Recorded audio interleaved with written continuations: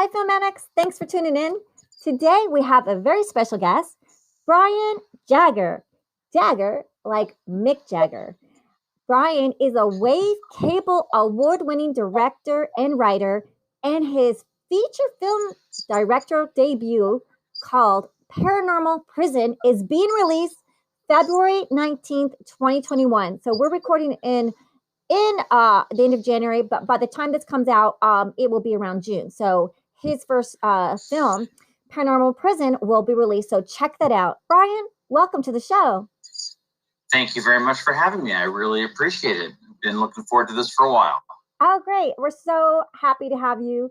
And Brian, where are you remote recording with me today? I am living in Boise, Idaho, and loving every second of it.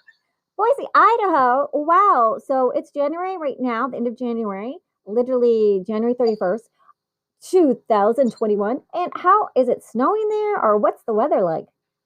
You know, it actually doesn't snow that much here. People think that it snows a lot, but it really doesn't. It's pretty light, and so it's a little cold. It's been in the 30s pretty consistently. Sometimes it'll get up into the 40s, so it's a little chilly compared to California, but it is overall not too mumuch snow, but yeah, a little chilly. Did you hear that Malibu had snow? There was snow in Malibu. Is that crazy? That is crazy. I've heard of that before, but I didn't hear that was recent. But that would be something to see. Yeah. So that was fun. Brian, growing up, what was one of your favorite childhood films? I always loved Die Hard, especially like in the teenage years. That was probably my favorite film. I can't remember what year that came out, but I don't know what it was about that movie. It's definitely not what many would consider a cinematic masterpiece, but it's really good, entertaining story. And so for me, it's one of those movies I can watch over and over again because even though I know what's going to happen, it's just a fun adventure story that always keeps you entertained. So for me, that's kind of what it boils down to. Yeah, it's so entertaining, and all those good lines that Bruce Willis has. Really, really, it is a fun movie. So because you're a director and you have this great film, I was wondering, do you have a favorite Criterion movie that inspired your career? You know, what's interesting is the film that if I had to pick a Criterion Collection film that was inspirational for kind of a couple of different reasons.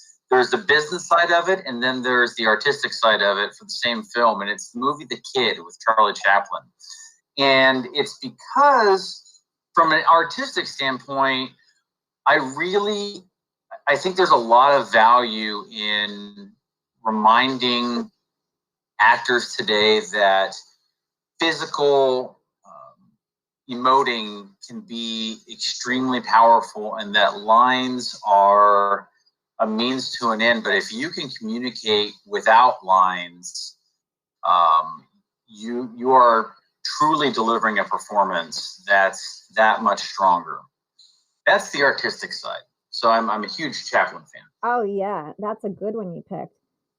The other side of it is the business side. So I started in the entertainment industry as an actor, but I migrated into casting and then into directing and writing.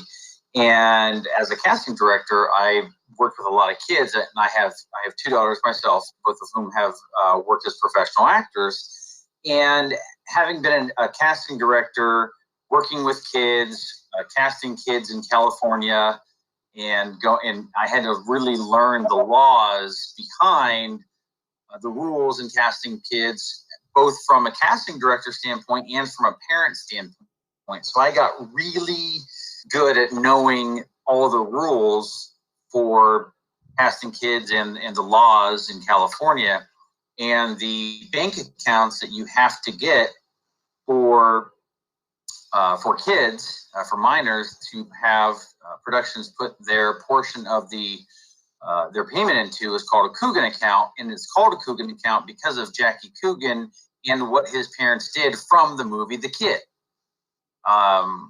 and so there's that two-sided aspect. There's the industry history side of it that film represents, and then there's also the artistic side of that being a little bit more of a dramatic film for Chaplin, a little bit more of a different type of tone, and showing the true entertainment value and performance value from somebody that can be delivered without having to speak the lines. And so for me, those two combinations of both the business professional history and the artistic performance history make that my one of my favorite and most interesting films, I think. Oh, beautiful. And so, since you're a director, what's one of your favorite directors and favorite film shot? Yeah, I have been a Ron Howard fan since I can remember. I think that I think Splash. I remember seeing Splash, and then seeing some other films that Howard had done, Cocoon, and remember, and then thinking that's the guy from Happy Days, and just finding that fascinating, and just kind of his trajectory. And not to mention that, though I didn't say it is my favorite film, Apollo 13, I think, is one of the best directed films. I think that's one of the biggest robberies in Oscar history, was him not getting the Oscar for that. He got it later, but not for Apollo 13. But I mean, Apollo 13 is a movie where you know what the ending is going to be, and yet you are on the edge of your seat that whole movie. And I think that historical reenactment film with that level of excitement and interest was such an amazing job. But I was a fan before that, but that really clinched it for me. And I actually had the amazing honor of directing Ron's dad, Rance, in a comedy skit a few years back. That before Rance Howard passed. So that was a really special experience. Aw, beautiful. And so, your favorite film shot, was it in Apollo 13 or? It's hard to pick a shot. I'm somebody who really likes. I will be watching a movie and I like certain shots for what they do for that film. So I think it's hard to say that I have a specific favorite shot. I like reflections personally, so I'm a big fan of whenever a DP uses or a director uses a reflection shot to kind of tell a story, and to kind of set a scene. But there's so many. But if it doesn't, just to have a good reflection shot doesn't mean it's a good shot. It's got to be part of the story. So I think that there's too many good examples of that to narrow it down to one. But I think that the kind of criteria to me for a good shot, or the things that I like, are kind of those reflection shots of a character where they have both the physical reflection and the emotional reflection, and it helps tell and advance the story with that reflection shot. I love that. I love that. Because our listeners love learning about directing and hearing how directors shoot a movie, and then even talking about their favorite film shots. So we love talking about that here in Filmatics, as you know. But I also want to let everyone know we love fun things here too. And can you tell me what one of your favorite lines from a movie is? So I absolutely love, it's one of my favorite comedies, the movie Johnny Dangerously with Michael Keaton. And there is a running, have you seen that movie? I have not. Okay. It is, I think, a hidden gem of a movie. It's got some amazing, Peter Boyle is in that, Joe Piscopo, Danny DeVito is in that. Again, Michael Keaton is the main character. He plays Johnny Dangerously.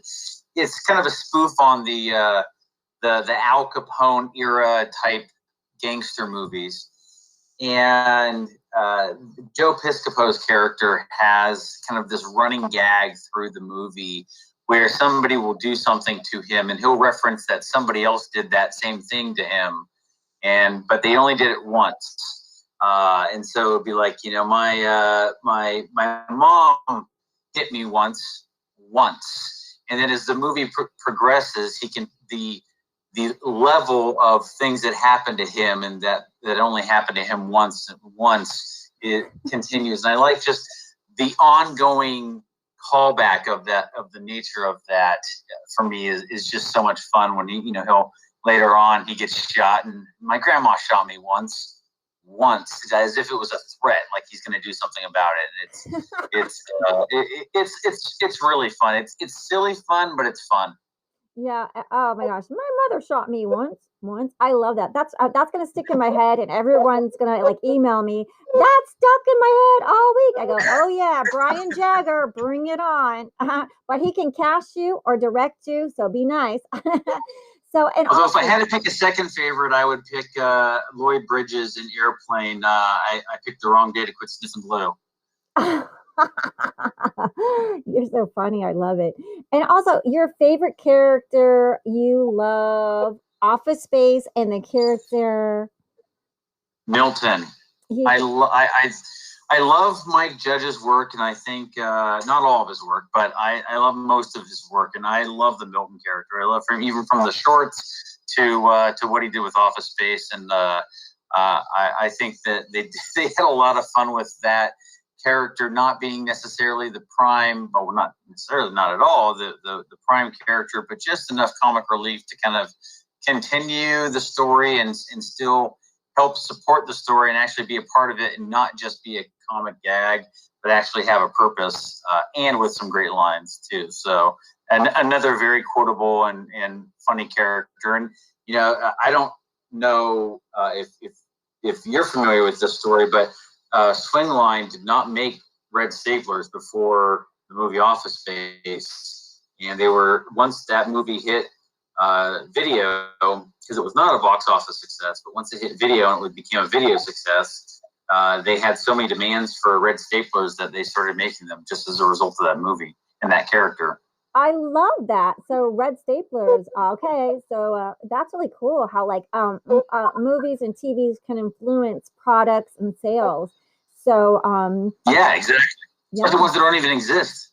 Yeah, I love it. So maybe we should make a prop for Filmatics. So like a Filmatics mug, and then a purple stapler. How about that? A purple one. And then there you go. With the dog bite, with a little face on the end, with little teeth, and so like it's like animals that are chomping down on things. So yeah, right. And it makes noise too and lights up. So contact me now. That's gonna be an expensive stapler. And it's like an automatic stapler. You press a button and it'll like staple all your things, but then it goes on a mad dash around the house, and it meets your robot vacuum cleaner, and then it's all over. There you go.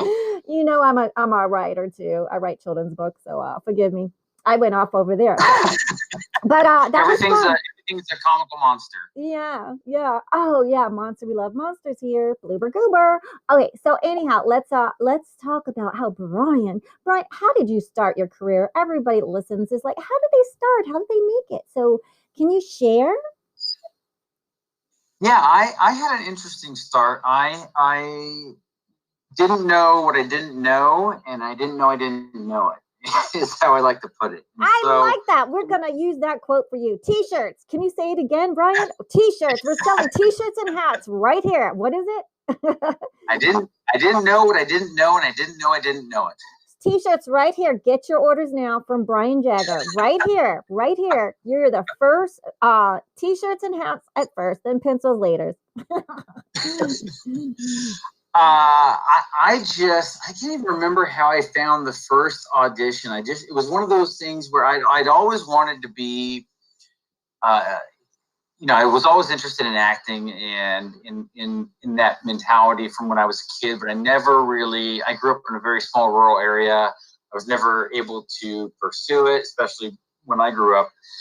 And so when I was an adult, I had the opportunity to try out for a commercial, and it was a spec commercial, so it wasn't even a paid job. It was just a spec spot.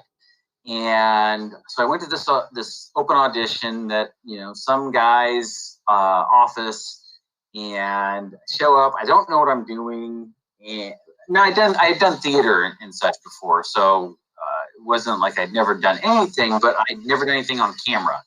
And so I went, and I did the audition, but while I was waiting, I started talking to a gal who was there and said, where do you find your auditions? And she said, oh, there's this website online you can go to, and I was in the Sacramento area at the time, Sacramento, California, and this was a site that was for San Francisco.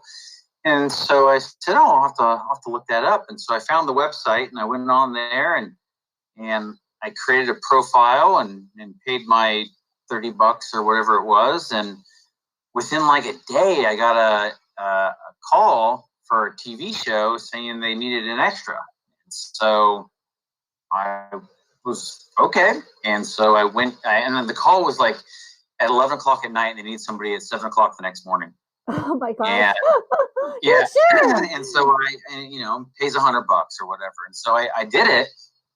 And, I showed up early and I was ready to go. And for me, it was the excitement of it wasn't doing the role. It was getting to see this TV show being shot. And so I viewed it as, I was somebody that was and still is, would get a DVD or now, buy a movie online just so I can see the behind the scenes features. That's almost more important to me than the movie sometimes. And so going to this TV show production to me was like getting paid to go watch BTS all day. And so I viewed it like that. And so instead of having conversation, I talked with other people, but I really soaked up as much as I could as a sponge. And it was just as professional as I possibly could be in trying to observe more than talk and do. And so that went well. And fast forward about a month later, in that same show, that same production company was doing another show, and they brought me back in to be an extra again. And the assistant director for this new show was the assistant director on the other show, and he commented about me being really professional and appreciating that, and how people sometimes just chit chat on set and don't observe and listen, and so he appreciated that. And he found out some information about the one of the roles, and he came over to me and he said, "Hey, I want to introduce you to the director real quick." And I thought that was a little odd, and so he brought me over to the director and introduced me. And the director asked me a couple of questions. Now, this is a crime reenactment type show, so not a lot of dialogue, but they basically just asked me a couple of questions and had me say a couple lines really quickly. And he said, "Yeah, this works." And what had happened was the guy playing the primary antagonist in that episode of that new show couldn't make it, and so they cast me in that role right there on the spot. That is amazing. I love that story because your behavior was amazing and professional, and you stood out because you were a star, and then the rest is history. But then, like after acting, you started doing castings, right? You became a casting director, right? Yeah. So my kids got involved with acting as well, and was actually on set of a production that my oldest daughter was cast in. So I wasn't even there as an actor; I was there just as a parent. And the director was talking about looking for somebody, and I just started chatting, and I mentioned that I knew somebody that would be a good fit for it, and he said, "All right, well, let me know if you really do." And I did, and I connected it, and got him actually 3 people. And after I had gotten him a few people for a few different episodes, just on referrals, he said, "Okay, this is getting kind of silly now. Why don't we just bring you on as our casting director?" Amazing. And that was, and so that I was great. And so that was like 2012-ish or so, and that, or maybe 13, but that was for a web series called Smosh, which was at the time and may still be the biggest original content narrative web series on YouTube. And so they were filming every week, and they had lots of roles being cast. And so I got involved with casting really fast. And then people heard I was doing that, and then they would bring me on to do other projects. And so it just kind of skyrocketed from there to becoming a pretty much a full-time casting director. And the Smosh, how do you spell that so our listeners can look that up on YouTube? It's Smosh. And your daughter was in that too, right? Yeah, my daughter was in it, and that was actually, she was in an episode. Oh gosh, I can't remember the name of the episode anymore. But yeah, she was in an episode, and that episode is how that all got started for me casting. And then all of a sudden, my name starts appearing in the credits after that. Shortly after that episode, as the casting director. Oh yeah. And can you tell us a funny story on the film set? Because I think people will love this story. Oh, gosh, I gotta think. Let's see here. The Philip Seymour Hoffman story. Oh, I wouldn't know. I don't know that I would say that was a funny story, but it was very similar to the one I was mentioning about kind of getting that bumped up role in the TV show. This kind of the same thing happened for my very first film role. Was I was cast as a non-union extra in the movie The Master, and I was one of, gosh, I don't know, 200 plus background actors in a scene. And again, I was just standing, being a sponge, observing and bringing in all the information. And the first AD noticed that I was not chit-chatting and causing issues, and that I was professional and listening and attentive. And he walked up and he thanked me for that. And he said, I'm going to bring you closer to the front because I need professionals closer to where the main scene's happening. So he moved me closer to the front and then left me there. And then not too long after that, the director, Paul Thomas Anderson, walks by and he stops and he looks at me and he says, I just realized something. And I'm kind of looking around like, wow, why is he talking to me? And he says, I just realized that nobody in this movie calls Philip Seymour Hoffman's character, well, he's called him Phil, Phil's character, the Master, and I want them to. He says, do you know what the story is about? I'm looking at him like, I'm a non-union extra. I have no idea what the story is about. But I didn't say that. I just said, no, sir. And he said, well, it's kind of a loose version of the L. Ron Hubbard story, but it's not really that. But it's kind of that kind of mentality of a group leader who's a writer, and he starts kind of telling me the story. I'm like, this is really weird. And so he says, so I want to have somebody greet Phil at the dock and say say that it's a nice to meet Master. And so I'm going to have you do that. And I was like, okay. And so then he looks at me and he goes, okay, Phil. And he turns around and he starts yelling for Philip Seymour Hoffman, and he's yelling Phil, and Philip Seymour Hoffman comes over and he goes, Paul Thomas Anderson says, Phil, this is, and of course he didn't even know my name, so I said, Brian. So, Brian, what would your name be if it were the 30s? And I said, Robert. I just made up a name that I had heard recently. And he said, yep, that works. So you're going to be Robert. So he just has us do the scene real quick. And so now all of a sudden I go from being one of 200 people earlier in the night. I was like, hey, I think I see Philip Seymour Hoffman over there, to now I'm doing a scene with him. And so I went, and that is how I went from non-union extra to full SAG principal. Oh, that's a great story. I love that tip. So be nice on set, professional and quiet, and you too might get that PTA, Paul Thomas Anderson, bump you up to speaking. Did you say, hey, Master, nice to meet you? It was a great experience. Plus, and then I also got to hold Amy Adams' hands, helping her down the steps in that scene. I got to meet Jesse Plemons and talk with him a lot. Super nice guy. Raheem Malik was there in that scene as well, and I actually had dinner with him. And so, yeah, it was definitely a one night I will never forget for the rest of my life, and then some. Oh, that's beautiful. So during COVID, can you tell us what you've been doing? You've been making this film.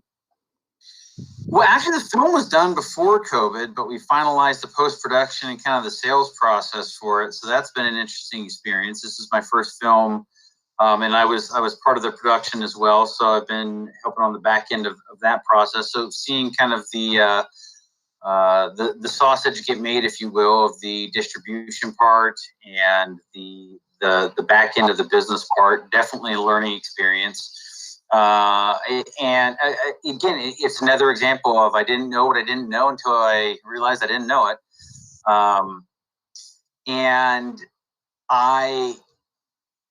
So that's happened during the COVID time. I've actually been on 4 different sets during the time period I was on a set right when everything was happening. I was on a set in March.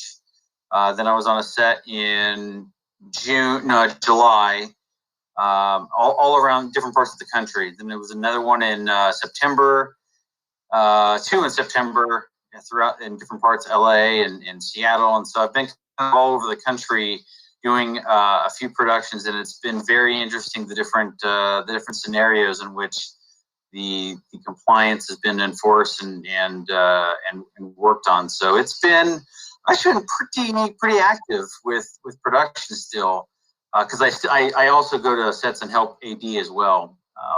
So in addition to casting still, so it's been actually pretty busy. But there's also a lot more remote casting, so I've been able to do some productions where I'm not a part of the production, but I'm able to just do all the remote work and don't have to travel. So in some ways, it's been kind of nice. I like that. So you're working on, can you tell us like this audio? Can you tell us the name of your audio that you've been doing? I love the name.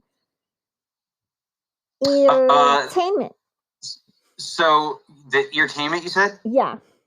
Yeah, so we're trying to work on kind of this, a few different ideas for making some more options for folks for audio opportunities, because there's a lot of interest in that, not just in the US. There's a lot of interest in it in the Middle East. There's a lot of interest in it in Russia. There's a lot of interest in narrative audio content, and it's not audio books, but more radio play style. And I know you're familiar with this. And so we're hoping that there's some opportunities there, and then helping possibly cast for those for folks, because we have a great network that we work with of actors. And so helping folks like yourself who are making great content like that help find some amazing voice actors. Oh, thanks so much, Brian. I really appreciate that. And so I want everyone to know, where can they reach out, like on Facebook, to see what movies are coming up for you so they can support your films? Yeah, I appreciate that. My best social media is Facebook. So it's just FB, because a lot of people don't realize this, but you can just use FB.com as a short way to get to Facebook. So just FB.com/Brian Jagger is the best way to find me, and I usually have all my links there.